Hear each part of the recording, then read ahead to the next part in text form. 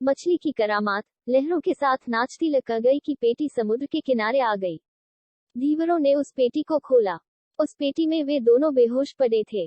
कुछ समय बाद फिलिप ने होश आने पर विचार किया कि मैं समुद्र के पास कैसे आ गया। उसी समय उसे एक सुंदर मछली दिखाई दी तथा मछली ने उसे 5 साल तक उसकी इच्छा पूर्ति का वरदान दिया। प्रातःकाल फिलिप ने विचार किया, यदि यहाँ अच्छा महल बन जाता तो। उसी समय वहाँ सुंदर महल बनकर खंगा हो गया।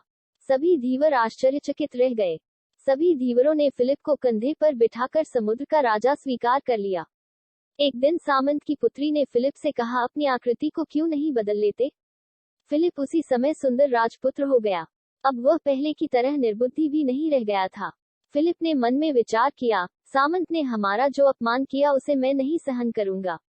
परंतु मछली के कथनानुसार अब 5 वर्ष में थोड़ा सा समय बच गया है। एक दिन सामंत की पुत्री महल की छत पर बैठी थी। उसने देखा कि एक नाव समुद्र में डूब रही है। उसके इशारे से धीवर नाव को खींचते हुए महल में ले आए। इस नाव में केवल 3 यात्री थे, वे भी सामंत की पुत्री के परिवार के ही थे। वे घूमने के लिए निकले थे किंतु आंधी ने उनकी नाव को समुद्र में डुबा दिया। ये देखकर सामंत की लंकी बेहोश हो गई। जल आदि छिंकने पर जब उसे होश आया तब सामंत को अपने जामाता की संपत्ति को देखकर आश्चर्य हुआ। कुछ समय बाद फिलिप भी वहां आ गया। सामंत ने कहा, आप जैसे जामाता को पाकर मैं कृतार्थ हूँ। आप मेरे लिए भी एक महल यहीं पर बनवा दें ताकि मैं अपनी पुत्री का विवाह आपके साथ कर दूं और आपको अपना उत्तराधिकारी भी बना दूं। फिलिप ने मन में विचार किया और महल बनकर खंगा हो गया।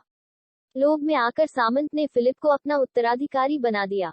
निश्चित समय पर उनका विवाह हो गया। फिलिप सामंत को धन से सत्कार करने के लिए समुद्र के किनारे ले गया। फिलिप ने जब मन में विचार किया तब वहां रत्नों का ढेर लग गया। इससे सामंत प्रसन्न हो गया। फिलिप ने कहा, मैं आपका उत्तराधिकारी बनकर अपने कर्तव्य का पालन करता हूँ।